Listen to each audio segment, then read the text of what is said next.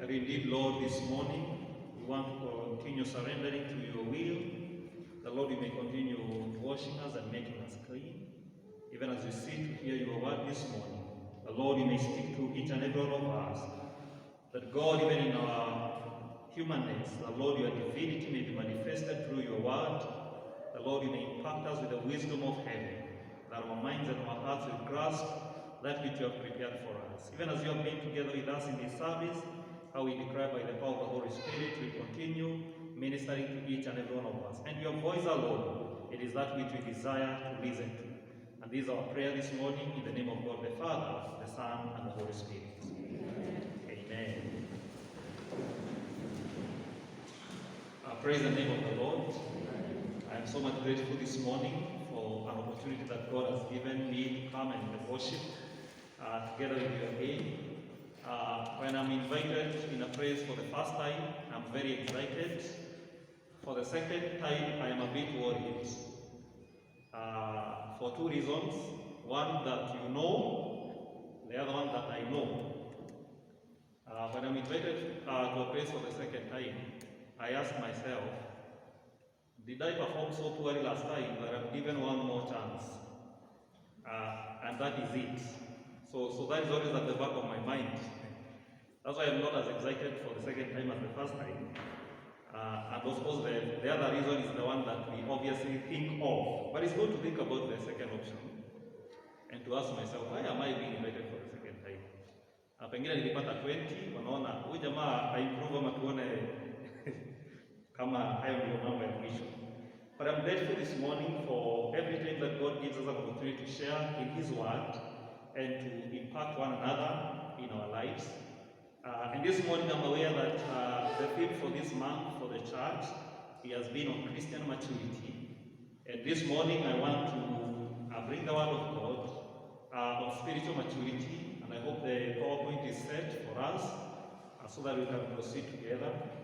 And I want to draw a reflection from the book of Mark chapter 10, from verses 35 to 45, a reading that we have heard this morning really about the request of James and John unto Christ, their teacher, and see what God will impart onto us this morning. My name has been said and mentioned, and by the grace of God, I am ministering at our neighboring church at Ngoigwa Parish. And this morning, I love the Lord as my Savior. So we want to speak on spiritual maturity, and we want to look at 4 marks for spiritual maturity. Reflection on Mark chapter 10, verses 34, 35 to 45. For the benefit of maybe those who came a bit late, we just read that text because that's when we shall be learning, and then we reflect upon it. Mark chapter 10, verses 35. And James and John, the son of Zebedee, came forward to him and said to him, Teacher, we want you to do for us whatever we ask of you. And he said to them, What do you want me to do for you? And they said to him, Grant us to sit one at your right hand and the other at your left in your glory. But Jesus said to them, You do not know what you are asking.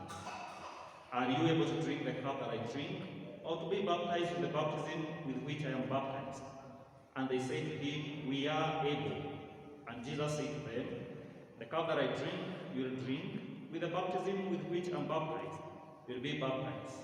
But to sit at my right hand and my left is not mine to grant, but it is for those whom it has been prepared. And when the 10 heard it, they began to be indignant at James and John.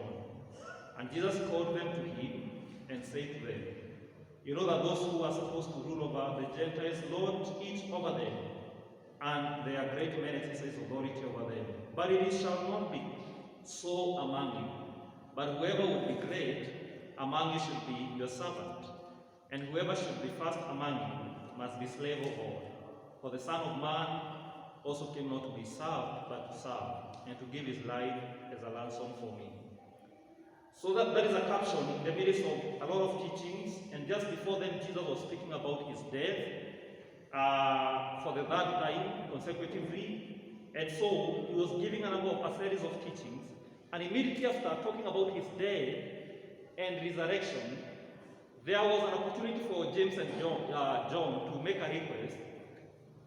And if you read the book of Matthew chapter 20, it says that it is their mother who came on their behalf. Their mother was Salome, and we shall see about her.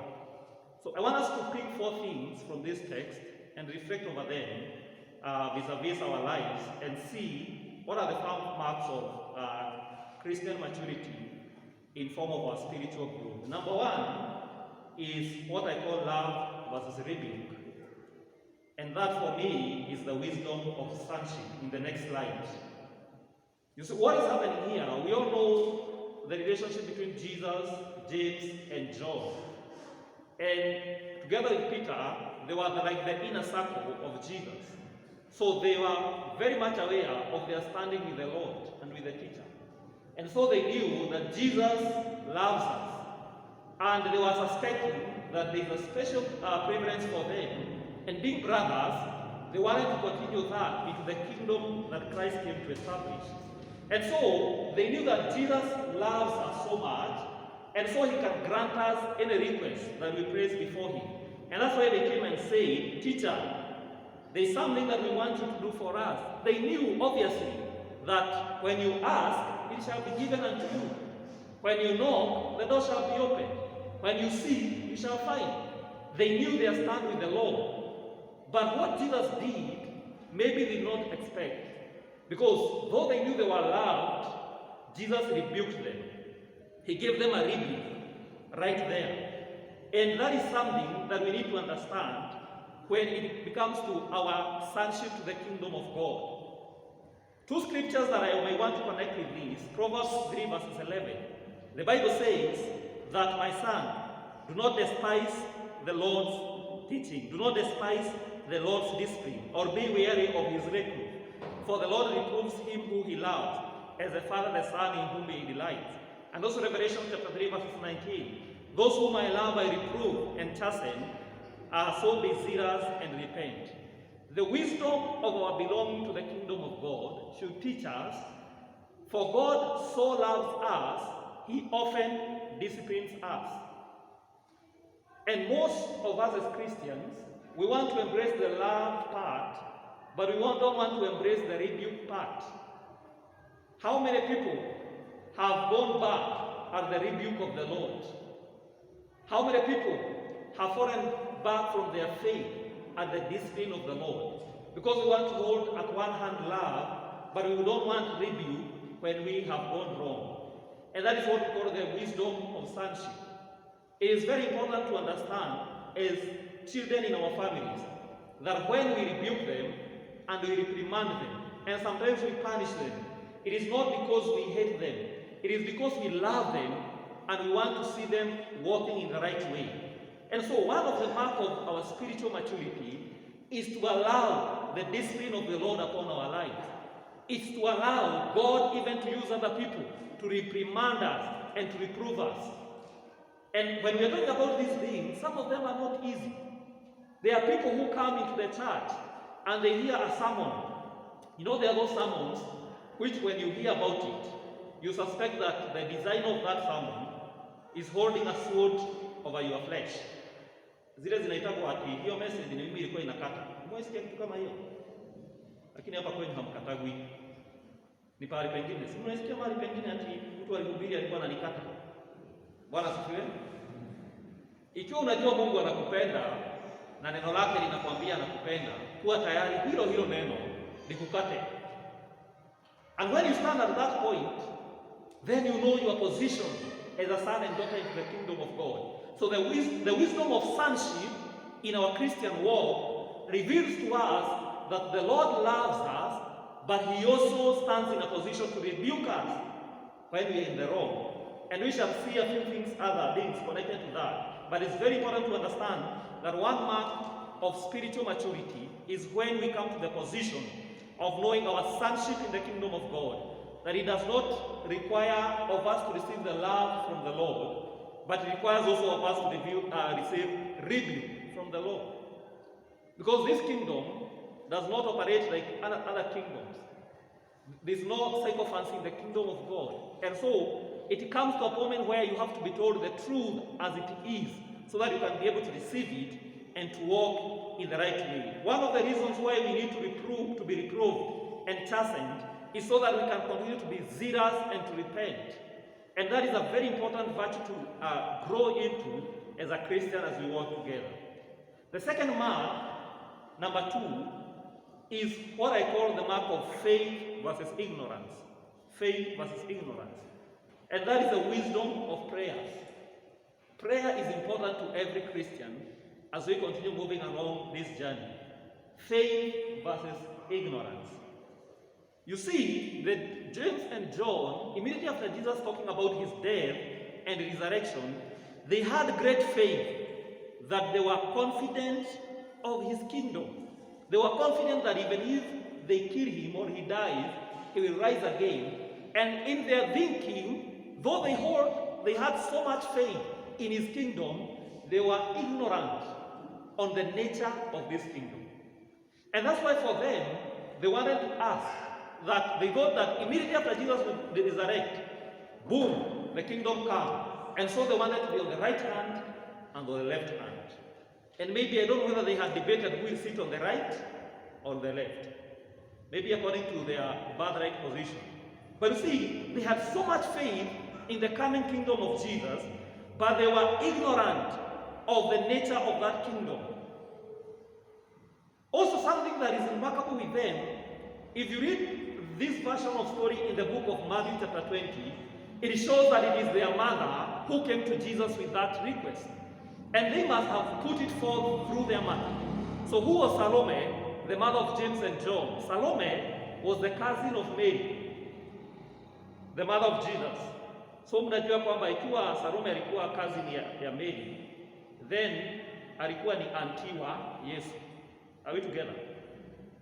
Na hawa majamaa walijua ikiwa auntie wa Yesu atapeleka hii request. Unaona ikikataliwa kweli? Hiyo kweli request unaona ikikataliwa. Sio jamaa walikuwa wamefanya hesabu. Walikuwa wamefanya hesabu nzuri. And that is a good point to pick. That it is very important to desire the prayers of those who have the interest of the throne of grace, as Salome had with the ministry of Jesus, because she was one of the main supporters of the ministry of Jesus. And so we should seek in our prayers the praying friends to pray for us. I know it is amazing that most of us, the people that we surround ourselves with, we don't have praying friends that we know that we can give our request to them. We don't have prayer partners within our circles.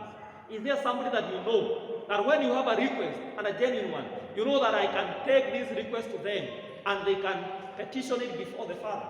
And it's important to know those people who have special interest in the kingdom of God, in the throne of grace, that we can be able to connect with them, even for our desires. There are moments that comes that we are not able to give our request to the Lord. Do you have somebody within the inner circle? Do you have somebody that you know that can uphold you in prayer? Wengine wetu wale marafiki ambao wametuzunguka, wote ni wa kuombewa kama sisi. Bwana asifiwe. Na ni vizuri kupenda rafiki, ni vizuri hata kwa familia ujue na anti fulani, na unajua anko, unajua kuna kazini yangu, hata nikiwa na jambo mzito, if I talk to them, they are serious on prayers. That is in case you are not as serious as them. Praise the Lord. Are you that kind of a friend that when people give you their prayer request, that you are serious on them? I know in our conversation this week, there are people who have thrown some prayer points on us. Hey, na uniombe. Na hukuomba. Bwana asifiwe. And that's why it's very important when we are given an opportunity to pray. It's good to ask yourself, is anybody requiring of my prayer? Maybe there's a family member who is going through an issue. They entrusted you with that issue. Are you praying for them? Faith versus ignorance of what you're supposed to do. But also in our prayer, it is good to know what to pray. The Bible says, ask, and it shall be given unto you. But this asking, it must be according to the revealed will of God. Otherwise, James chapter 4, verses 3 will be accomplished. The Bible says, you ask and not receive, because you ask with the wrong motives, so that you may spend it for your pleasures. Is this good that James and John, they had the faith to ask of this very special request? But for which purpose was the request based upon? It was for their own gratification. It was just for them to be above the rest on the right hand and the left hand of Christ. So for them, that was the motivation. And that was the part that even in the midst of their faith, their ignorance played part. And it is good for us to know that even if there is an open request for us that when we ask, it shall be given, we should ask according to the revealed will of God, that which is in the desire of God concerning our lives. And you see, when Jesus directed the answer back to them, even though it is Salome, their mother, who had put forth the request, Jesus did not answer Salome because he knows the hearts of men. And so he went straight to James and John. He knew that it is not their mother. They just set up their mother to make the request for them. But because he sees their heart, he addressed them directly. And it's good even to know, even as we press prayer requests through other people before the Lord, God always sees our hearts. It is our hearts that he answers. Praise the name of the Lord. And that's why Jesus, immediately after that, you see the story of the blind Bartimaeus. When he came before the Lord with a request, Jesus always said, your faith has made you well. Your faith. Your faith. Even if we put our prayer requests through other people, the Lord looks at our faith. He looks at the intention of our heart. And so it is very important. I know very soon politicians will be gathering here, seeking prayers. And sometimes they think that when they come to church and we lay our hands on them, that God will answer our prayers. He looks into their hearts. Anaangalia mioyo yao. Na haijalishi utaombewa na askofu gani. Mungu anaangalia moyo wako. Na anajua ule mchoro umechorea hii taifa. Bwana asifiwe. So it is good to understand that even if our prayer requests are made through other people, that God, it is us whom he answers. He looks into our heart. Are we ignorant of the wisdom of prayer? Are we ignorant of the revealed will of God upon our lives? And even in our faith, we should not be ignorant. And there are many people who are praying amiss because they are ignorant of the desires of God. And it is good to look at the desire of God concerning your life, concerning your ministry, concerning the purpose that which you are placing the request before him. Mark number 3, I call it the cross versus the crowd. The cross versus the crowd. And this is the wisdom of service. The wisdom of service. James and John, they ask not for service in his kingdom, but they ask for position. Jesus is talking about the kingdom and how he will die and resurrect. Immediately, they are not asking for the service unto which they can render into this kingdom, but they are asking for a position. They are interested in the position. And which position? The highest. Where? Next to Christ. And where again? Above the rest of the disciples. That is the position they are requesting. That they are not asking for service in his kingdom. They are looking for position, the highest, next to Christ, above everybody else. Does that describe any one of us seated here this morning? What does it feel? Because sometimes that is a temptation that we all find ourselves in. That sometimes we don't look for service. We look for positions. And these positions should be above anybody else. Everybody else should just be below us. Not so that we can be able to serve them, but so that we can be able to be above them and to lord over them. And for them to look up and say, oh, behold, the guy on the left, the guy on the right. The wisdom of service. The cross versus the crown. For them, they imagined of their warfare that was accomplished, but it scarcely had begun. We know the story of the disciples.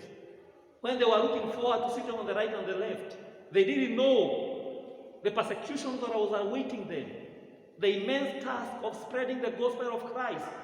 They had not imagined that. They were bypassing the cross, running straight to the crowd. And sometimes that is the temptation of our lives. For us to sit on the right hand and the left, we must go through the cross. We must bear the cup of baptism. We must go through tribulations and temptations and sometimes persecution in diverse ways.